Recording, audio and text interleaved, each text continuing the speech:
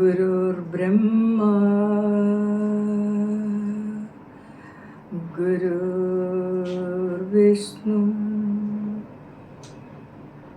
गुरुर्देवो महेश्वर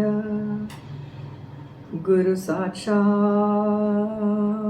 परं ब्रह्म तस्मै श्री गुरवे നമഃ. അനകവിയും നഴലാഴിയാഴും എന്നിൽ പ്രണയമുദിച്ചു കവിഞ്ഞു പാരവസ്യാൽ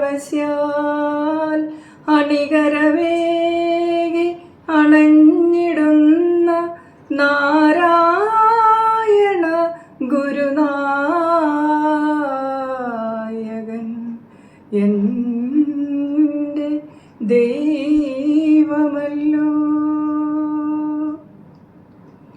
ജയനാരായണ ഗുരുപ്രിയേ ശിവഗിരീശ്വരി ശാരദേ ചതുരാസ്യാക്ഷി ശരചന്ദ്ര മരീചികേ. എല്ലാവർക്കും എൻ്റെ വിനീതമായ നമസ്തേ. കോട്ടയം SNDP യോഗത്തിൻ്റെ പോഷക സംഘടനയായ സൈബർ സേനയുടെ ആഭിമുഖ്യത്തിൽ നടത്തുന്ന ഗുരുവിജ്ഞാന സന്ധ്യയിലേക്ക് എല്ലാവർക്കും സ്വാഗതം. ചിങ്ങമാസം 1 മുതൽ നടന്നു വരുന്ന ഈ പ്രഭാഷണ പരമ്പര ഭഗവാന്റെ മഹാഗുരുവിൻ്റെ തിരുജയന്തിയും മഹാസമാധിയും ഒക്കെ കഴിഞ്ഞ് ദിവ്യശ്രീ ബോധാനന്ദ സ്വാമിയുടെ മഹാസമാധി ദിനമായ കന്നി 9 വരെ നീണ്ടു നിൽക്കുന്ന ഈ ഗുരുവിജ്ഞാന സന്ധ്യ എന്ന ഈ പ്രഭാഷണ പരമ്പരയിൽ ഒരു ഭാഗമാകുവാൻ സാധിച്ചതിൽ ആദ്യമേ ഭഗവാനോട് നന്ദി പറയുന്നു. ഒപ്പം തന്നെ ഈ സൈബർ സേനയുടെ പിന്നിൽ പ്രവർത്തിക്കുന്ന എല്ലാ ആത്മമിത്രങ്ങൾക്കും എൻ്റെ നന്ദിയും സ്നേഹവും അറിയിക്കുകയാണ്. ഭഗവാൻ ശ്രീനാരായണ ഗുരുദേവനെ അറിയുവാൻ, അല്ലെങ്കിൽ ഗുരു ആരാണെന്ന് മനസ്സിലാക്കുവാൻ, ഗുരുവിൻ്റെ ജ്ഞാനവല്ലരി മന്ത്രങ്ങളായ ഗുരുദേവ കൃതികളിലൂടെ സഞ്ചരിച്ച് ആ കൃതികൾ പഠിക്കുമ്പോഴാണ് നമുക്ക് ഗുരുവിനെ അറിയുവാനായിട്ട് സാധിക്കുന്നത്. ഗുരുവിൻ്റെ ദർശനം അദ്വൈത ദർശനമാണല്ലോ. ആ അദ്വൈത സത്യത്തെ ഗുരുവിൻ്റെ കൃതികളിൽ കൂടി നമുക്ക് പോകുമ്പോൾ നമുക്ക് കാണുവാൻ സാധിക്കുന്നതാണ്. ഭഗവാൻ 64 പരം കൃതികൾ നമുക്ക് രചിച്ചു തന്നിട്ടുണ്ട്. സ്തോത്രകൃതികളായിട്ടും പ്രബോധനാത്മക കൃതികളായിട്ടും ദാർശനിക കൃതികളായിട്ടും ഗദ്യകൃതികളായിട്ടും തർജ്ജിമകളായിട്ടുമൊക്കെ. അതിൽ ഭഗവാന്റെ ദാർശനിക കൃതികളിൽ പെടുന്ന ഭഗവാന്റെ ദാർശനിക കൃതികൾ എന്ന് പറഞ്ഞാൽ അരുവിപ്പുറത്തും മരുത്വാമലയിലും കൊടിതൂക്കി മലയിലുമൊക്കെ തപസ് ചെയ്ത് ആത്മസാക്ഷാത്കാരം നേടിയ ഭഗവാൻ ശ്രീനാരായണ ഗുരുവിൻ്റെ ആത്മാനുഭൂതിയുടെ ദർശന അനുഭവങ്ങളാണ് ഗുരുവിൻ്റെ ദാർശനിക കൃതികൾ. ആത്മോപദേശ ശതകം, ബ്രഹ്മവിദ്യാ പഞ്ചകം, ദർശനമാല, സ്വാനുഭവഗീതി, ഇതെല്ലാം തന്നെ ഗുരുവിൻ്റെ ദാർശനിക കൃതികളിൽ പെടുന്നതാണ്. അതിൽ പെടുന്ന ഒരു കൃതിയാണ് ഹോമമന്ത്രം. അപ്പോൾ ആ ഹോമമന്ത്രം എന്ന കൃതിയാണ് ഞാനിന്നിവിടെ എൻ്റെ വിഷയമായിട്ട് എടുത്തിരിക്കുന്നത്. ഹോമമന്ത്രം എന്ന പേര് കേൾക്കുമ്പോൾ തന്നെ നമുക്ക് ആരും പറയാതെ തന്നെ നമുക്ക് അത് എന്താണെന്ന് നമുക്ക് മനസ്സിലാക്കുവാൻ സാധിക്കും. ഭഗവാന്റെ കൃതികളുടെ ഒരു പ്രത്യേകത അതാണ്. ഭഗവാന്റെ കൃതികളുടെ പേരുകളെല്ലാം അതുപോലെയാണ് ഭഗവാൻ നൽകിയിരിക്കുന്നത്. ആ ഭഗവാന്റെ കൃതികളുടെ പേരുകളിൽ കൂടി തന്നെ നമുക്ക് ഭഗവാന്റെ കൃതികൾ അത് എന്താണെന്ന് നമുക്ക് മനസ്സിലാക്കി എടുക്കുവാൻ സാധിക്കും. ഭദ്രകാളി അഷ്ടകം എന്ന് പറഞ്ഞാൽ, ഭദ്രകാളി ദേവിയുടെ അഷ്ടകം എന്ന് പറഞ്ഞാൽ 8 പദ്യങ്ങളാണ്. ഭദ്രകാളി അഷ്ടകം എന്ന് പറഞ്ഞാൽ ഭദ്രകാളിയുടെ 8 പദ്യങ്ങൾ. അതുപോലെ തന്നെ വിനായക അഷ്ടകം അത് നമുക്ക് മനസ്സിലാകും. ആത്മോപദേശ ശതകം എന്ന് പറഞ്ഞാൽ, ശതകം എന്ന് പറഞ്ഞാൽ 100, ആത്മാവിനെ കുറിച്ചുള്ള 100 പദ്യങ്ങൾ, അതാണ് ആത്മോപദേശ ശതകം. അങ്ങനെ ദൈവദശകവും അപ്പം എല്ലാം നമുക്ക് ആ ഒരു ഗുരുവിൻ്റെ പേരിൽ കൂടി ഗുരുവിൻ്റെ കൃതി എന്താണെന്ന് നമുക്ക് മനസ്സിലാക്കിയെടുക്കുവാൻ സാധിക്കും. അപ്പം അങ്ങനെ ഒരു കൃതിയായ ഹോമമന്ത്രം, ഹോമം ചെയ്യുന്ന തരത്തിലുള്ള അല്ലെ, ഹോമം ചെയ്യുന്നതിനുള്ള ഒരു മന്ത്രം, അതാണ് ഹോമമന്ത്രം. അപ്പം ഈ കൃതി ഭഗവാന്റെ മറ്റ് കൃതികളൊക്കെ പോലെ തന്നെ എന്ന് ഇത് രചിച്ചു എന്നതിന് വ്യക്തമായ ഒരു തെളിവില്ല. 1925, 26 കാലഘട്ടമാണ് ഇത് രചിച്ചിരിക്കുന്നതെന്നാണ് പറയുന്നത്. ഇത് രചിക്കുന്നതിന് ഒരു സന്ദർഭം പറയുന്നുണ്ട്. ശിവഗിരിയിൽ മഹാഗുരുവിനെ ദർശിക്കുവാൻ വേണ്ടി ആര്യസമാജ സന്യാസിമാർ വരികയുണ്ടായി. അവരന്ന് ഗുരുവിനോടൊപ്പം അവിടെ താമസിക്കുകയും അന്ന് ഗുരുവുമായിട്ട് ഈ വേദമന്ത്രങ്ങളെക്കുറിച്ചും ഹോമങ്ങളെക്കുറിച്ചും അങ്ങനെയുള്ള കാര്യങ്ങളൊക്കെയാണ് സംസാരിച്ചത്. അപ്പം ഈ ആര്യസമാജ സന്യാസിമാർക്ക് അവരുടെ നിത്യാനുഷ്ഠാന ജീവിതത്തിൻ്റെ ഭാഗമായിട്ട് അവർക്കെന്നും പ്രഭാതത്തിൽ അവർ കുളിച്ച് പൂജയും ഹോമവും ഒക്കെ ചെയ്യുന്ന ഒരു പതിവുണ്ട്. അപ്പോൾ അന്നും അവർ പ്രഭാതത്തിൽ ആ പൂജയും ഹോമവും ഒക്കെ ചെയ്യുന്നതിന് അവർക്ക് അവിടെ ശിവഗിരിയിൽ ഭഗവാൻ അതിന് വേണ്ടിയ സൗകര്യങ്ങളൊക്കെ ഏർപ്പാടാക്കി കൊടുക്കുകയുണ്ടായി. അങ്ങനെ ഹോമവും പൂജയും ഒക്കെ നടത്തുന്ന ആ സമയത്ത്, ഹോമത്തിൻ്റെ സമയമായപ്പോഴേക്കും ഭഗവാൻ ശ്രീനാരായണ ഗുരുദേവൻ ഒരു തുണ്ട് പേപ്പറിൽ ഒരു മന്ത്രം രചിച്ച് ആര്യസമാജ സന്യാസിമാരുടെ കയ്യിൽ കൊടുക്കുകയുണ്ടായി. എന്നിട്ട് ഈ മന്ത്രം ഉപയോഗിച്ച് ഹോമം നടത്താമോ എന്ന് ചോദിക്കുകയുണ്ടായി.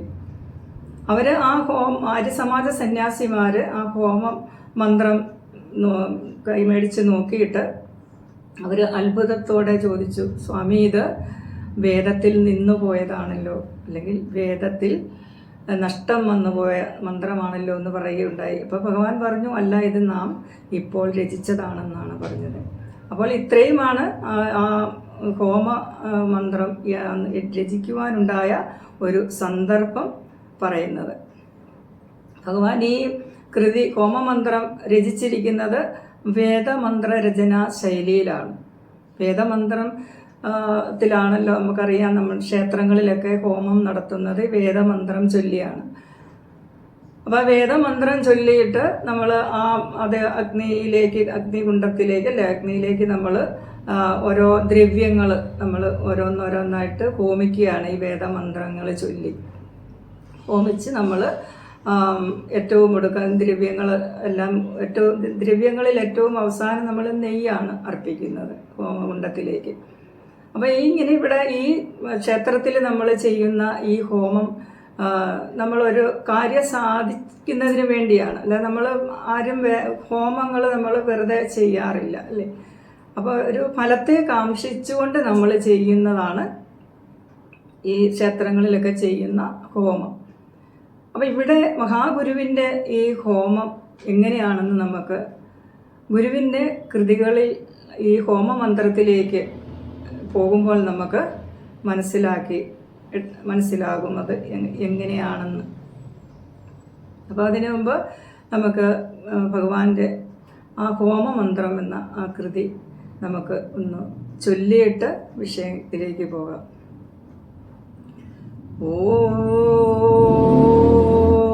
അഗ്നേ തവയത്തേജസ്തദ് ബ്രാഹ്മം അധസ്തം പ്രത്യക്ഷം ബ്രഹ്മാസി ത്വദീയാ ഇന്ദ്രിയാണി മനോ ബുദ്ധിരിതി സപ്തജിഹ്വാഃ ത്വയി വിഷയാ ഇതി സമിധോ ജുഹോമി അഹമിത്യാജ്യം ജുഹോമി ത്വം നഃ പ്രസീദ പ്രസീദ ശ്രേയച്ഛ പ്രയച്ഛ സ്വാഹാ.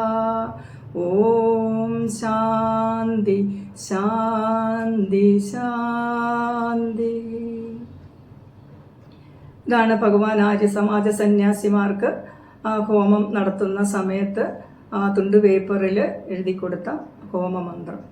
അപ്പം ഇത് ഈ ഹോമമന്ത്രം തുടങ്ങുന്നത് ഓം എന്ന ആ ഒരു മന്ത്രാക്ഷര പൊരുളോട് കൂടിയാണ്. ഓം എന്നത് പ്രണവ മന്ത്രാക്ഷര പൊരുളാണ്. അതുപോലെ തന്നെ ബ്രഹ്മത്തിൻ്റെ പ്രതീകവുമാണ് ഓം. അപ്പം അങ്ങനെ ആ ഓം എന്ന പ്രണവ മന്ത്രാക്ഷര പൊരുളോട് കൂടിയാണ് ഇവിടെ അഗ്നേ വിളിച്ചിരിക്കുന്ന ഓം. അഗ്നേ തവ തേജസ്തത് ബ്രാഹ്മം. അല്ലയോ അഗ്നേ, നിനക്ക് യാതൊരു തേജസ്സുണ്ടോ അത് ബ്രഹ്മ സംബന്ധിയാകുന്നു, അല്ലെങ്കിൽ ബ്രഹ്മത്തെ സൂചിപ്പിക്കുന്നു. ഇവിടെ അഗ്നി എന്ന് പറയുമ്പോൾ അഗ്നിയുടെ പ്രത്യേകതകൾ ഉള്ളതാണ്. കുറേ പ്രത്യേകതകളുള്ള ഒന്നാണ് അഗ്നി. അതായത് അഗ്നി എന്ന് പറയുന്നത് പഞ്ചഭൂതങ്ങളിലെ ഒരു ഭൂതമാണല്ലോ അഗ്നി. പഞ്ചഭൂതങ്ങൾ ഭൂമി, ജലം, ആകാശം, കാറ്റ്, അഗ്നി, ഇവയൊക്കെയാണ് പഞ്ചഭൂതങ്ങൾ. അപ്പം നമുക്ക് ഈ അഗ്നി ഒഴിച്ച് ബാക്കി 4 ഭൂതങ്ങളെയും നമുക്ക് നമ്മുടെ ഇന്ദ്രിയങ്ങൾ കൊണ്ട് നമുക്ക് കാണുവാൻ സാധിക്കും. പക്ഷേ അഗ്നിയെ നമുക്കങ്ങനെ കാണുവാൻ സാധിക്കില്ല. അതെന്തുകൊണ്ടാണ്? അഗ്നിയെ നമുക്ക് അഗ്നി തനിയെ ഉണ്ടാവില്ല, അല്ലേ? അപ്പം നമുക്ക് തീ കത്തിക്കണമെങ്കിൽ നമുക്കൊന്ന് ലൈറ്റർ വേണം, അല്ലെങ്കിൽ തീപ്പെട്ടി വേണം, എങ്കിലേ തീ ഉണ്ടാകുകയുള്ളൂ. അപ്പോൾ മറ്റൊരു ഇന്ധനത്തിൻ്റെ സഹായത്തോടു കൂടി മാത്രമേ അഗ്നി ഉണ്ടാകുകയുള്ളൂ. അതുപോലെ തന്നെ അഗ്നി എന്ന് പറയുന്നത്, അഗ്നിയെ കരുതപ്പെടുന്നത് ലോകത്തിൻ്റെ പല സംസ്കാരങ്ങളിലും പവിത്രമായ ഒന്നായിട്ടാണ് അഗ്നിയെ കാണുന്നത്. അതുപോലെ തന്നെ നമ്മുടെ ഭാരത സംസ്കാരത്തിൽ അഗ്നിയെ കണക്കാക്കുന്നത് ബ്രഹ്മത്തിൻ്റെ പ്രതീകമായിട്ടാണ്. അങ്ങനെയുള്ള ആ അഗ്നിയാണ് ഭഗവാൻ ഇവിടെ ആ ബ്രഹ്മം എന്ന് പറയുന്നത്. അഗ്നിയെ ഭഗവാൻ ഇവിടെ ബ്രഹ്മമായിട്ടാണ് കൽപ്പിച്ചിരിക്കുന്നത്. അതുകൊണ്ടാണ് ഓം അഗ്നേ തവ തേജസ്തത് ബ്രാഹ്മം അധസ്ത്വം പ്രത്യക്ഷം ബ്രഹ്മാസി. അതുകൊണ്ട് നീ പ്രത്യക്ഷത്തിലുള്ള ബ്രഹ്മം തന്നെയാണെന്ന്. ഇവിടെ അഗ്നി മുണ്ടകോപനിഷത്തിൽ അഗ്നിക്ക് 7 നാവുകളുടെ ഉണ്ടെന്ന് പറയുന്നുണ്ട്. കാളി, കരാളി, മനോജവ, സുലോകിത, സുധൂമ്രവർണ്ണ, സ്ഫുലിംഗിനി, വിശ്വരുചി, ഇവയൊക്കെയാണ് അവർ. അപ്പോൾ ഇതെല്ലാം ഈ പേരുകളൊക്കെ ആ അഗ്നിയുടെ ജ്വാലയുടെ ആ സ്വഭാവം അനുസരിച്ചാണ് ഈ പേരുകൾ. കാളി എന്ന് പറഞ്ഞാൽ കറുത്തത്. അതായത് നമ്മൾ ഈ തീ കത്തിക്കുമ്പോൾ അല്ലെങ്കിൽ അത് പുകഞ്ഞ്, അല്ലെങ്കിൽ കത്താതെ പുകഞ്ഞ് വരുന്ന ആ പുക, അതിനാണ് ആ കറുത്ത പുക വരുന്നതിനാണ് കാളി എന്ന് പറഞ്ഞത്. അതൊന്നുകൂടെ ഭീകരമായിട്ട് വരുന്ന അതിനെയാണ് കരാളി എന്ന് പറയുന്നത്. മനോജവ എന്ന് പറഞ്ഞാൽ മനസ്സിൻ്റെ വേഗതയിലുള്ള തീ, അതായത് പെട്രോള്, മണ്ണെണ്ണ ഒക്കെ ഒഴിച്ചുണ്ടാകുന്ന അവിടെ അങ്ങനെയുള്ളിടത്ത് തീ പിടിച്ചാൽ ആളിപ്പടർന്ന് കത്തും. അതുപോലെ തന്നെ കാട്ടുതീയൊക്കെ ഉള്ളിടത്ത് വേനയ്ക്കൊക്കെ ആളിപ്പടരും. അങ്ങനെ പെട്ടെന്ന് ആളിപ്പടരുന്ന അതുപോലെയുള്ള വേഗത്തിലുള്ള തീക്കാണ് മനോജവ എന്ന് പറയുന്നത്. സുലോകിത, സുധൂമ്രവർണ്ണ എന്ന് പറഞ്ഞാൽ ആ തീ ശരിക്കും കത്തി നിൽക്കുന്ന അതിൻ്റെ ആ ഒരു അവസ്ഥയിലെ തീക്കാണ്. തീക്കനൽ കളറ്, അല്ല രക്തവർണ്ണ കളർ എന്നൊക്കെ പറയുന്ന ആ ഒരു നിറം. സ്ഫുലിംഗിനി എന്ന് പറഞ്ഞാൽ ഈ തീക്കകത്തുനിന്ന് ചില തീയൊക്കെ നമ്മൾ കത്തിക്കുമ്പം പൊട്ടിത്തെറിക്കും അതിൻ്റെ കനലുകൾ. അപ്പം അങ്ങനെയുള്ള തീക്കാണ് സ്ഫുലിംഗിനി എന്ന് പറയുന്നത്. വിശ്വരുചി എന്ന് പറഞ്ഞാൽ വിശ്വത്തെ വിഴുങ്ങുന്ന, വിശ്വത്തെ രുചിക്കുന്ന എന്നൊക്കെയാണ്. അപ്പം അഗ്നിക്ക് ആ ഒരു ദേവനുണ്ട്, അഗ്നിദേവൻ. അഗ്നിദേവനെ ഭൂതവാഹകൻ എന്നും വിളിക്കുന്നുണ്ട്. അതെന്ന് വെച്ചാൽ ഈ അഗ്നിയിലേക്ക് നമ്മൾ ഇടുന്ന ദ്രവ്യങ്ങളൊക്കെ ഏത് ദേവനാണോ ദേവിക്കാണോ നമ്മൾ ഹോമം ചെയ്യുന്നത്, ആ ദേവീ ദേവന്മാർക്ക് ഈ അഗ്നിദേവനാണ് ഈ ദ്രവ്യങ്ങളൊക്കെ കൊണ്ട് കൊടുക്കുന്നതെന്നാണ് പറയുന്നത്. അതുകൊണ്ടാണ് അഗ്നിദേവനെ ഭൂതവാഹകൻ എന്നും വിളിക്കുന്നത്. അങ്ങനെയുള്ള അഗ്നിയെ തവ തേജസ്തത് ബ്രാഹ്മം അധസ്തം പ്രത്യക്ഷം ബ്രഹ്മാസി. അതുകൊണ്ട് നീ പ്രത്യക്ഷത്തിലുള്ള ബ്രഹ്മം തന്നെയാണെന്ന് ഇവിടെ പറയുകയാണ്. ഈ ഒരു ബ്രഹ്മം, അഗ്നി ഇവിടെ ബ്രഹ്മമായിട്ട് കൽപ്പിച്ചിരിക്കുകയാണ്. അപ്പോൾ നമ്മൾ നിലവിളക്ക് കൊളുത്തുന്നതിനുള്ള ആ ഒരു സങ്കല്പവും ഒക്കെ ഇതാണ് കാര്യം. അതായത് നിലവിളക്ക് കൊളുത്തുന്നതിലൂടെ ആ ആത്മാവിൻ്റെ ആ വെളിച്ചത്തെയാണ്, ആ ആത്മസത്തയുടെ ആത്മപ്രകാശത്തെയാണ് നമ്മളവിടെ നിലവിളക്ക് കൊളുത്തുന്നതിലൂടെ നമ്മൾ സങ്കല്പിക്കുന്നത്. അതുകൊണ്ടാണ് നമ്മൾ ജനനം മുതൽ മരണം വരെയുള്ള എല്ലാ ചടങ്ങുകൾക്കുമൊക്കെ നമ്മൾ നിലവിളക്ക് കൊളുത്തുന്നതിൻ്റെ ആ ഒരു സങ്കല്പം ഇതാണ്. അപ്പം അങ്ങനെയുള്ള അധസ്ഥം പ്രത്യക്ഷം ബ്രഹ്മാസി തുതീയ ഇന്ദ്രിയാണി മനോബുദ്ധിരിതി സപ്തജിഹ്വാഹ. നിനക്ക് ഇന്ദ്രിയങ്ങളും മനസ്സും ബുദ്ധിയും ചേർന്ന് 7 നാവുകളുണ്ടെന്നാണ് ഇവിടെ ഗുരുവിൻ്റെ അഗ്നിയുടെ നാവുകളുടെ പേരാണ് പറയുന്നത്. ഗുരുവിൻ്റെ ഈ ഹോമാഗ്നിയിലെ അഗ്നിയുടെ നാവുകളുടെ പേരാണ് ഇന്ദ്രിയാണി മനോബുദ്ധിരിതി സപ്തജിഹ്വാഹ. ഇന്ദ്രിയാണി എന്ന് പറഞ്ഞാൽ നമ്മുടെ പഞ്ചേന്ദ്രിയങ്ങളെയാണ്. മനസ്സും ഈ കണ്ണ്, മൂക്ക്, നാക്ക്, ത്വക്ക്, ചെവി, ഇതൊക്കെയാണ് പഞ്ചേന്ദ്രിയങ്ങൾ. പിന്നെ മനസ്സും ബുദ്ധിയും ചേർന്ന് 7 നാവുകൾ. സപ്ത എന്ന് പറഞ്ഞാൽ 7, ജിഹ്വ എന്ന് പറഞ്ഞാൽ നാവിനെയാണ്. അപ്പം മനസ്സും ബുദ്ധിയും ചേർന്ന് 7 നാവുകളുണ്ട് ഇവിടെ ഗുരുവിൻ്റെ ഈ ഹോമത്തിലെ അഗ്നിക്ക്. അതായത് ആ ബ്രഹ്മാഗ്നിയുടെ കാര്യമാണ് ഇവിടെ പറയുന്നത്. ഗുരുവിൻ്റെ ഇന്ദ്രിയങ്ങളും മനസ്സും ബുദ്ധിയും ചേർന്ന് 7 നാവുകളാണ് ഇവിടെ ഗുരുവിൻ്റെ ഹോമാഗ്നിക്ക് ഉള്ളത്.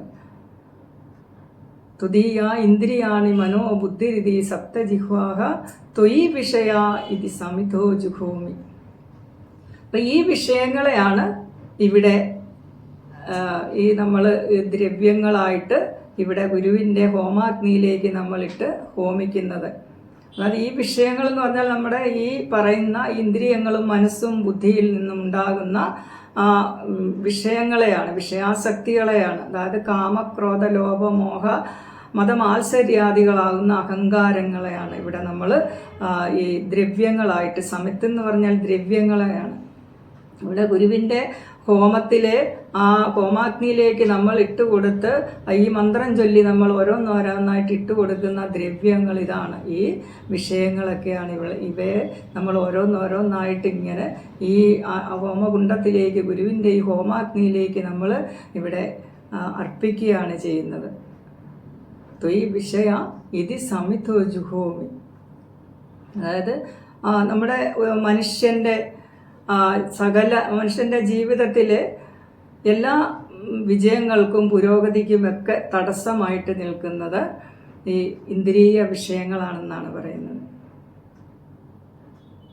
അത് ആ ഇന്ദ്രിയ വിഷയങ്ങളിൽ നമ്മൾ പെട്ടുപോകുന്നത് കൊണ്ടാണ് നമ്മുടെ ജീവിതം ദുഃഖവും ദുരിതവുമൊക്കെ നിറഞ്ഞതാകുന്നെന്ന് പറയുന്നുണ്ട്. ദുഃഖവും ദുരിതവുമൊക്കെ നിറഞ്ഞ് ദുഃഖക്കടലിൽ വീഴാനിടയാകുന്നത് അതുകൊണ്ടാണെന്ന് ഗുരുവിൻ്റെ മറ്റൊരു കൃതിയിൽ ഗുരു നമ്മളെ പഠിപ്പിച്ചു തരുന്നുണ്ട്. ഗുരുവിൻ്റെ ജനനി നവരത്ന മഞ്ജരിയുടെ ആദ്യത്തെ ശ്ലോകത്തിൽ പറയുന്നുണ്ട്, അന്നാദിൽ പ്രിയം ഉയർന്നാടലാം കടലിൽ ഒന്നായി വീണു വലയും. അവിടെ ഗുരു ഈ കാര്യം തന്നെയാണ് പറയുന്നത്. ഈ ഇന്ദ്രിയങ്ങളുടെയൊക്കെ ഈ തരുന്ന ഈ വിഷയങ്ങളൊക്കെ അതിൽ നമ്മൾ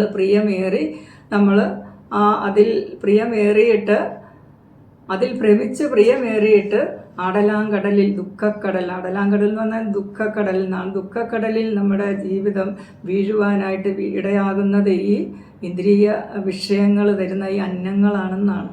അന്നങ്ങൾ എന്തൊക്കെയാണ് ഇവിടെ ഇന്ദ്രിയ വിഷയങ്ങൾ തരുന്ന അന്നങ്ങൾ? നമ്മുടെ ചെവി തരുന്ന അന്നമാണ് ശബ്ദങ്ങൾ, കണ്ണ് തരുന്ന അന്നമെന്ന് പറഞ്ഞാൽ ദൃശ്യങ്ങൾ, മൂക്ക് തരുന്ന അന്നമാണ് ഗന്ധങ്ങൾ, നാക്ക് തരുന്നത് രുചികൾ, ത്വക്ക് തരുന്നത് അന്നങ്ങളാണ് സ്പർശങ്ങൾ. പിന്നെ നമ്മൾ ആഹരിക്കുന്ന ആഹാരങ്ങളെല്ലാം ഇതിൽപ്പെടും, ഈ അന്നങ്ങളിൽ പെടുന്നതാണ്. അപ്പോൾ ഇതിലൊക്കെ ഭ്രമിച്ച് നമ്മുടെ ജീവിതത്തിൽ നമ്മൾ ഇങ്ങനെയുള്ള ഈ ജഡവസ്തുക്കളിൽ ഭ്രമമേറി പോകുന്നതുകൊണ്ടാണ് നമുക്ക് ആ ഒരു ആത്മപ്രകാശം, അതായത് ആ ഈശ്വരൻ്റെ ആ ഒരു മഹിമാവിലേക്ക് നമുക്ക് എത്തുവാൻ കഴിയാതെ മാർഗതടസ്സങ്ങളായിട്ട് നിൽക്കുന്ന വിഷയങ്ങളാണ് ഇന്ദ്രിയ വിഷയങ്ങളൊക്കെ. അവയെ ഇവിടെ ഹോമിച്ച് കളയുവാനാണ് ഭഗവാൻ ഈ ഹോമമന്ത്രത്തിലൂടെ നമ്മളെ പഠിപ്പിക്കുന്നത്. അതുപോലെ തന്നെ ഗുരുവിൻ്റെ മറ്റ് കൃതികളിലും ഇതേ കാര്യം തന്നെ വ്യത്യസ്തമായ രീതിയിൽ പറഞ്ഞു തരുന്നുണ്ട്.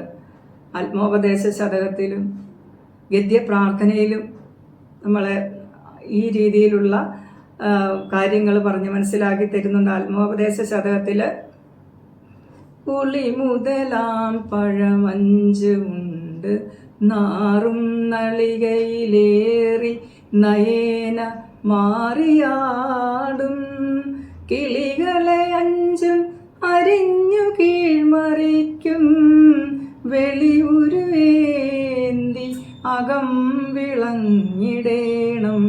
ഇവിടെ മറ്റൊരു രീതിയിലാണ് നമ്മ ഈ കാര്യം പറഞ്ഞു തരുന്നത്. ഇവിടെ ഈ ഇന്ദ്രിയങ്ങളെയൊക്കെ അല്ലെങ്കിൽ ഇതിൻ്റെ ഈ വിഷയാസക്തികളൊക്കെ ഇല്ലാതാകുവാൻ ഇവിടെ അരിഞ്ഞ് കീഴ്മറിച്ച് കളയണമെന്നാണ് പറയുന്നത്. അപ്പോൾ നമ്മുടെ ഉള്ളം വിളങ്ങും, അകം വിളങ്ങും എന്നാണ് പറയുന്നത്. അതുപോലെ തന്നെ ഗദ്യപ്രാർത്ഥനയിൽ പറയുന്നുണ്ട്, സകല പാപങ്ങളെയും നശിപ്പിക്കുന്ന വറുത്തു കളയുന്ന പരമാത്മാവിൻ്റെ യാതൊരു സ്വരൂപം എൻ്റെ ബുദ്ധിയെ തെളിയിച്ച് നല്ല വഴിയെ കൊണ്ടുപോകുമോ? ധ്യാനിക്കേണ്ടതായ പരമാത്മാവിൻ്റെ ആ ദിവ്യരൂപത്തെ ഞാൻ ധ്യാനിക്കുന്നു.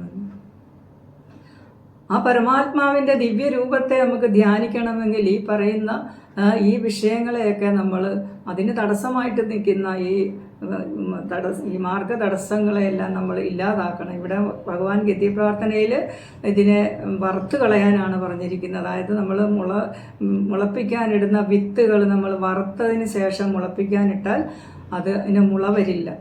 അതുപോലെ ആക്കണം എന്നാണ് പറയുന്നത്. നമ്മുടെ ഇന്ദ്രിയ വിഷയങ്ങളെ നമ്മൾ അതുപോലെ വറുത്ത് ഇല്ലാതാക്കി കളയണമെന്നാണ്. അത് ആത്മജ്ഞാനികളൊക്കെ അത് വറുത്ത് കളയേണ്ട ആവശ്യമില്ല. അവർ ഇതെല്ലാം ത്യജിച്ച് അവരുടെ മനസ്സിലെ മാർഗതടസ്സങ്ങളെല്ലാം മാറ്റിയാണ്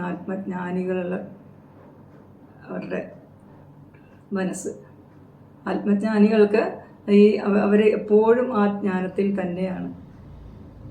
അപ്പം നമ്മളെയും ആ ഒരു ആത്മജ്ഞാനത്തിലേക്ക് ആ ഒരു വെളിച്ചത്തിലേക്ക് എത്തിക്കുക എന്നാണ് ഗുരു ഈ കൃതികളിൽ കൂടിയൊക്കെ നമ്മെ പഠിപ്പിക്കുന്നത്. നമ്മുടെ ആ ഒരു ആത്മാവിലേക്ക് ആ ഒരു വെളിച്ചത്തിലേക്ക് എത്തുന്നതിന് ആ വെളിച്ചത്തിൻ്റെ ആ മറയായിട്ട് നിൽക്കുന്ന മാർഗതടസ്സങ്ങൾ എന്ന് പറഞ്ഞാൽ ഈ ഇന്ദ്രിയ വിഷയങ്ങളാണ്. അതിനെ ഇവിടെ ഹോമിച്ച് കളയുവാനാണ് ഇവിടെ ഹോമമന്ത്രത്തിൽ പറഞ്ഞിരിക്കുന്നത്. ആ 7 വൈരികളെയും നമ്മുടെ ജീവിതത്തിൻ്റെ എല്ലാ വിജയങ്ങൾക്കും പുരോഗതിക്കുമൊക്കെ മാർഗതടസ്സങ്ങളായിട്ട് നിൽക്കുന്ന ഈ 7 വൈരികളെയും ഉന്മൂലനം ചെയ്ത് കളയുവാനുള്ള ഒരു ശക്തി ഗുരുവിൻ്റെ ഈ ഹോമമന്ത്രത്തിനുണ്ട്. ആ 7 വിഷയാസക്തികളെയും ഉന്മൂലനം ചെയ്ത് കളയാൻ ഗുരുവിൻ്റെ ഈ മന്ത്രത്തിന് സാധിക്കുമെന്നാണ് പറയുന്നത്. അതാണ് ത്വയി വിഷയ ഇതി സമിധോ ജുഹോമി. ഈ വിഷയങ്ങളെയൊക്കെയാണ് ഗുരുവിൻ്റെ ഹോമത്തിലേക്ക് അല്ലെങ്കിൽ ഹോമാഗ്നിയിലേക്ക് നമ്മൾ ഓരോ വിഷയങ്ങളായിട്ട് ഈ മന്ത്രം ചൊല്ലി നമ്മളിങ്ങനെ ഓരോ ദ്രവ്യങ്ങളായിട്ട് ഈ വിഷയങ്ങളെയാണ് ഈ 7 വൈരികളെയാണ് നമ്മൾ ഓരോന്നായിട്ട് ഈ ഹോമിക്കുന്നത്. ഈ വിഷയങ്ങളെ ദ്രവ്യങ്ങളായിട്ടാണ്. സമിത്തുക്കൾ എന്ന് പറഞ്ഞാൽ ദ്രവ്യങ്ങളെയാണ്. ത്വയി വിഷയ ഇതി സമിധോ ജുഹോമി അഹമിത്യാജ്യം ജുഹോമി. ഇനി എന്താണ് അഹം? ഇന്ദ്രിയങ്ങളാവുന്ന വിഷയങ്ങളെയൊക്കെ നമ്മൾ അവിടെ ഹോമിച്ചു അല്ലേ. ഇനിയിപ്പം ഞാനെന്ന ആ നെയ്യാണ് ഇവിടെ ഹോമിക്കുവാൻ പറയുന്നത്.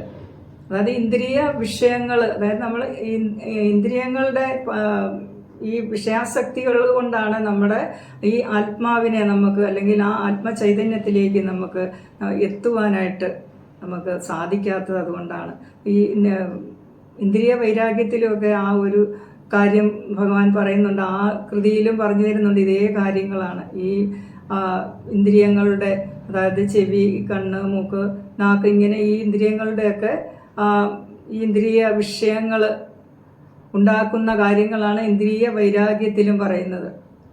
അവിടെ 2ാമത്തെ ശ്ലോകത്തിൽ പറയുന്നുണ്ട്, കാണുന്ന കണ്ണിനൊരു ദണ്ഡവുമില്ല, കണ്ടൻ പ്രാണൻ വെടിഞ്ഞിടുകിൽ എന്തിനു പിന്നെ എല്ലാം എന്ന് പറയുന്നുണ്ട്.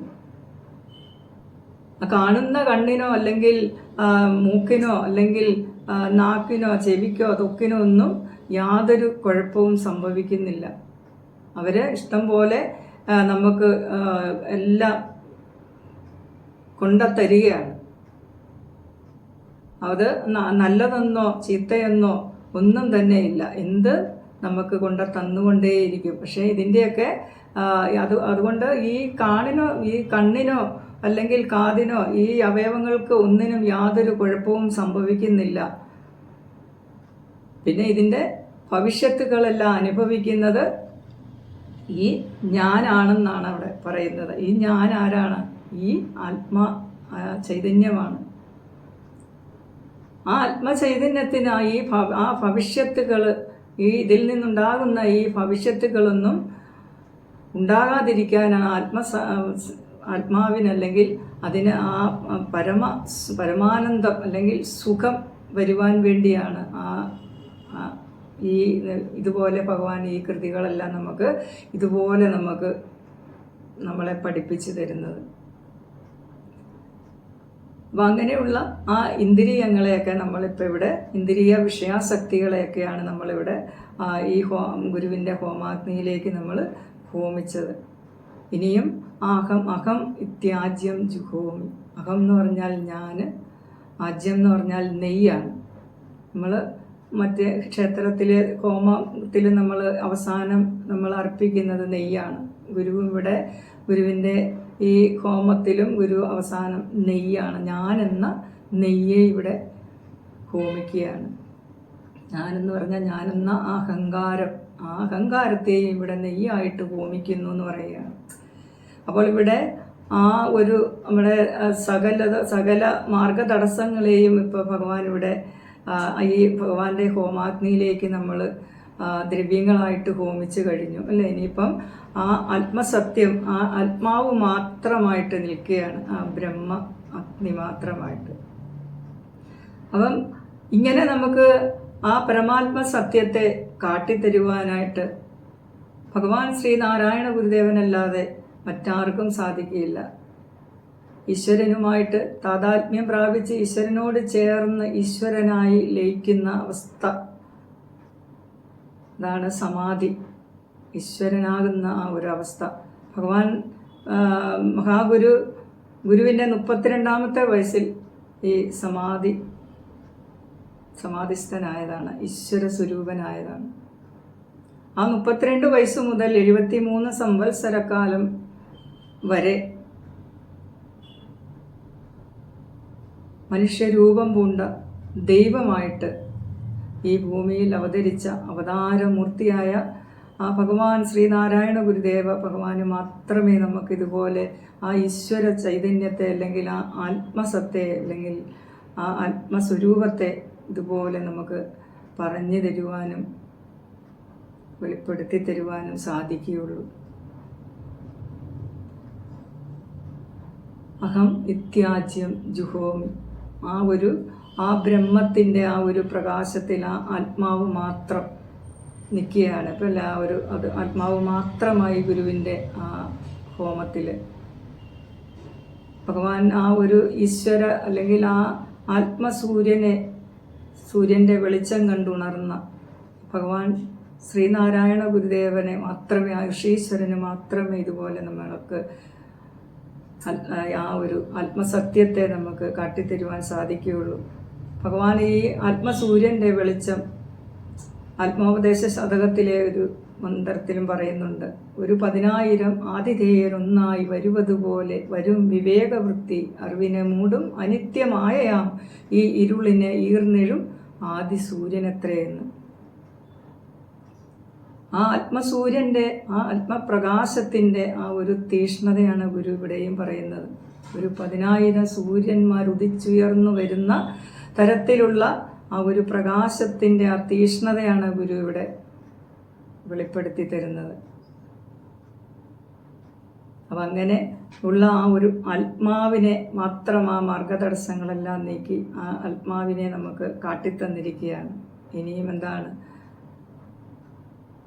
അഹമിത്യാജ്യം ജുഹോമി ത്വം നഖ പ്രസീദ ശ്രേയച്ച പ്രേയച്ച പ്രയച്ച സ്വാഹ. ഇവിടെ ത്വം നഃ പ്രസീദ പ്രസീദ, ഇനിയും ഞങ്ങളിൽ പ്രസാദിച്ചാലും എന്ന് പറയുകയാണ്. ത്വം നഃ പ്രസീദ പ്രസീദ പ്രയച്ഛ സ്വാഹ. ഒരു മനുഷ്യൻ്റെ ജീവിതത്തിലുള്ള രണ്ട് കാര്യങ്ങളാണ് നമുക്ക് ശ്രേയസ്സും പ്രേയസ്സും. ഭൗതിക സുഖവും ആത്മീയ സുഖവും തന്ന് ഞങ്ങളെ അനുഗ്രഹിക്കണമെന്നാണ് ഇവിടെ പറയുന്നത്. അത് കഴിഞ്ഞ് പ്രയച്ഛ സ്വാഹാദേവിയുടെ അനുഗ്രഹവും ഭഗവാനിവിടെ വാങ്ങിക്കുന്നുണ്ട്. സ്വാഹാദേവി എന്ന് പറയുന്നത് അഗ്നിദേവന്റെ ആണെന്നാണ് പുരാണങ്ങളിലെ സങ്കല്പം. അതുകൊണ്ടാണ് അഗ്നി സംബന്ധമായിട്ടുള്ള യജ്ഞങ്ങളും ഹോമങ്ങളുമൊക്കെ നടത്തുമ്പോൾ ഈ സ്വാഹാദേവിയെയും വിളിക്കുന്നത് അതുകൊണ്ടാണ്. അപ്പോൾ ഇവിടെ നമ്മുടെ ഹോമം മന്ത്രം ഏകദേശം അവസാനിച്ചിരിക്കുകയാണ്. ബാഹ്യമായ ഹോമം നമ്മൾ നടത്തുമ്പോൾ ആ അഗ്നിയിലേക്ക് നമ്മൾ അർപ്പിക്കുന്ന ദ്രവ്യങ്ങൾ അത് കത്തി ജ്വലിച്ച് അന്തരീക്ഷം അണുമുക്തമാക്കാനും ബാഹ്യ ശുദ്ധീകരണത്തിനുമൊക്കെ ആ ഹോമം കൊണ്ട് നമുക്ക് കഴിയും. പക്ഷേ ഗുരുവിൻ്റെ ഈ ഹോമമന്ത്രത്തിലൂടെ നമുക്ക് ധ്യാനാത്മകമായ ഈ ഹോമമന്ത്രത്തിലൂടെ നമുക്ക് നമ്മുടെ മനസ്സിനെ ശുദ്ധീകരിക്കുവാനും ആന്തരികമായ ശുദ്ധീകരണം നടത്തുവാനായിട്ട് ഈ ഗുരുവിൻ്റെ ഈ ഹോമമന്ത്രത്തിലൂടെ നമുക്ക് സാധിക്കും. ആ മനുഷ്യൻ്റെ ജീവിത പുരോഗതിക്കും മാർഗതടസ്സത്തിനുമൊക്കെ ആയിട്ട് നിൽക്കുന്ന ആ 7 വൈരികളെയും ഇല്ലാതാക്കി, വിഷയാസക്തികളെയൊക്കെ ഇല്ലാതാക്കി നമ്മൾ ഓരോന്നോരോന്നായിട്ട് ഗുരുവിൻ്റെ ഹോമാഗ്നിയിലേക്ക് നമ്മൾ ദ്രവ്യങ്ങളായിട്ട് ഹോമിച്ച് ആ ഒരു ആത്മസത്തയിലേക്ക് നമ്മളെ ഗുരു എത്തിച്ചിരിക്കുകയാണ്. ആന്തരിക ശുദ്ധി വരുത്തുക എന്നാണ് ഗുരുവിൻ്റെ ഈ ഹോമമന്ത്രത്തിൻ്റെ സന്ദേശം. അതാണ് നമ്മളെ ആ ഒരു സത്യത്തിലേക്ക് ആത്മാവിനെ കാട്ടിത്തരികയാണ് ഗുരുവിൻ്റെ ഹോമമന്ത്രം. ആത്മോപദേശ ശതകത്തിൽ പറയുന്നത് പോലെ ഉലകരുറങ്ങി ഉണർന്ന് ചിന്ത ചെയ്യും, വലതും ഇതൊക്കെയും ഉറ്റു പാർത്ത് നിൽക്കും, വിലമതിയാതെ വിളക്കുതിക്കയും പിൻപൊലികയുമില്ല, ഇത് കണ്ടുപോയിടണമെന്ന് ആത്മോപദേശ ശതകത്തിൽ ഭഗവാൻ പറയുന്നുണ്ട്. ആ വിലമതിയാത്ത വിളക്കിനെ കാണാതെ പോകരുതെന്ന്. നമ്മൾ എല്ലാ മനുഷ്യരും ഉണ്ടും ഉറങ്ങിയും ചിന്തിച്ചും ഓരോ പ്രവൃത്തികളുമൊക്കെ ചെയ്തു എടുത്തുമൊക്കെ നമ്മൾ നമ്മുടെ ജീവിതം കൊണ്ടുപോകുമ്പോൾ നമ്മളെ ഉറ്റുനോക്കിക്കൊണ്ടിരിക്കുന്ന ഒരു വിലമതിയാത്ത വിളക്കുണ്ട്. ആ വിളക്ക് കത്തി നിൽക്കുന്നതുകൊണ്ടാണ് നമുക്ക് ഈ പ്രവൃത്തികളൊക്കെ ഉണ്ണാനും ഉറങ്ങാനും ചിന്തിക്കാനും ഇങ്ങനെ എനിക്കിന്നിവിടെ ഇരുന്ന് പറയുവാനും നിങ്ങൾക്ക് കേൾക്കുവാനും ഒക്കെ സാധിക്കുന്നത്. നമ്മുടെ ആ ഉള്ളിൽ കത്തി ജ്വലിച്ച് നിൽക്കുന്ന ആ ഒരു വിലമതിയാത്ത വിളക്കിൻ്റെ അനുഗ്രഹം കൊണ്ടാണ്. ആ വിളക്ക് ഒന്ന് അണഞ്ഞാൽ തീരുന്നതാണ് നമ്മുടെ ഈ ജീവിതം. ഈ പ്രപഞ്ചത്തിലെ സകല സുഖഭോഗങ്ങളും അനുഭവിക്കുന്നത് നമ്മൾ ആ ഒരു വിലമതിയാത്ത വിളക്ക് നമ്മുടെ ഉള്ളിൽ തെളിഞ്ഞു നിൽക്കുന്നത് കൊണ്ടാണ്. ആ തെളിഞ്ഞ വിളക്കിനെ നമ്മളെ കാട്ടിത്തരികയാണ് ഗുരുവിൻ്റെ കൃതികളിലൂടെയൊക്കെ. ആ വിളക്കിനെ കാണാതെ പോകരുതെന്നാണ് ഗുരു ഈ മന്ത്രങ്ങളിൽ നമ്മളെ ഓർമ്മപ്പെടുത്തുകയാണ്. അങ്ങനെ ആ വിളക്കിനെ നമുക്ക് കാട്ടിത്തരുന്ന ഈ ഹോമമന്ത്രത്തിലും നമ്മളെ ആ ആത്മാവിനെ മാത്രമായിട്ട് നമ്മളെ സർവ്വതും ആ ഗുരുവിൻ്റെ ഹോമ അഗ്നിയിലേക്ക് നമ്മൾ അർപ്പിച്ച് ആത്മാവിനെ നമ്മൾ കാട്ടിത്തരികയാണ് ഈ കൃതികളിലൂടെ ഗുരു നമ്മളെ പഠിപ്പിക്കുന്നത്. ഹോമമന്ത്രത്തിലൂടെ പഠിപ്പിക്കുന്നത് ആ ഒരു തത്വം തന്നെയാണ്, ആത്മതത്വം. അപ്പം നമ്മുടെ ഈ ഹോമമന്ത്രം ഇതോടുകൂടി അവസാനിച്ചിരിക്കുകയാണ്. ഇനിയും ഇതിൻ്റെ സമർപ്പണമായിട്ട് ഓം ശാന്തി ശാന്തി ശാന്തി എന്ന് 3 പ്രാവശ്യം പറയുന്നുണ്ട്. ആ 3 പ്രാവശ്യം ഓം ശാന്തി എന്ന് പറയുന്നത് 3 തരം ദുഃഖങ്ങളെയാണ്. ആ 3 തരം ദുഃഖങ്ങളിൽ നിന്ന് നമ്മളെ രക്ഷിക്കുന്നതിനും മോചിക്കുന്നതിനുമൊക്കെ പ്രാർത്ഥിക്കുകയാണ് 3 പ്രാവശ്യം ഓം ശാന്തി പറയുന്നതിലൂടെ. ആധ്യാത്മിക ദുഃഖം, ആദി ഭൗതിക ദുഃഖം, ആദി ദൈവിക ദുഃഖം, അതാണ് ഈ 3 തരം ദുഃഖങ്ങൾ. ആധ്യാത്മിക ദുഃഖം എന്ന് പറയുന്നത് മറ്റ് ആരിൽ നിന്നുമല്ലാതെ നമ്മുടെ കർമ്മ ദോഷങ്ങൾ കൊണ്ട് ഉണ്ടാകുന്ന ദുഃഖങ്ങളൊക്കെയാണ് ആധ്യാത്മിക ദുഃഖം. ആദി ഭൗതിക ദുഃഖം എന്ന് പറഞ്ഞാൽ മറ്റ് ഉള്ളവരിൽ നിന്നുമൊക്കെ നമുക്കുണ്ടാകുന്ന ദുഃഖങ്ങളൊക്കെ ആദി ഭൗതിക ദുഃഖങ്ങളാണ്. ആദി ദൈവികം എന്ന് പറഞ്ഞാൽ ആകസ്മികമായിട്ട് ഉണ്ടാകുന്ന ദുഃഖങ്ങളെയൊക്കെയാണ് ആദി ഭൗതിക ദൈവിക ദുഃഖത്തിൽ പെടുത്തിയിരിക്കുന്നത്. പ്രകൃതിയിൽ നിന്നുണ്ടാകുന്ന ദുഃഖങ്ങളൊക്കെ ആദി ദൈവിക ദുഃഖത്തിൽ പെടുന്നതാണ്. അപ്പം ഈ 3 തരം ദുഃഖങ്ങളെയും ഇല്ലാതാക്കുവാനും അതിൽ നിന്ന് നമ്മളെ രക്ഷിക്കുവാനുമൊക്കെ പ്രാർത്ഥിക്കുന്നതാണ് ഈ 3 പ്രാവശ്യം ഓം ശാന്തി ശാന്തി എന്ന് പറയുന്നത്. ഓമന്ത്രത്തെക്കുറിച്ച് ഇത്രയുമൊക്കെ പറഞ്ഞുകൊണ്ട് ഞാൻ എൻ്റെ വാക്കുകൾ ഭഗവാന്റെ പാദപത്മങ്ങളിൽ പുഷ്പങ്ങളായി അർപ്പിക്കുന്നു. എല്ലാവർക്കും ഒരിക്കൽ കൂടി നന്ദി, നമസ്തേ. എല്ലാവർക്കും ഭഗവാന്റെ അനുഗ്രഹം ഉണ്ടാകട്ടെ എന്ന് പ്രാർത്ഥിച്ചുകൊണ്ട് നിർത്തുന്നു. നന്ദി, നമസ്തേ. ഗുരുധർമ്മം ജയിക്കട്ടെ. നമസ്തേ.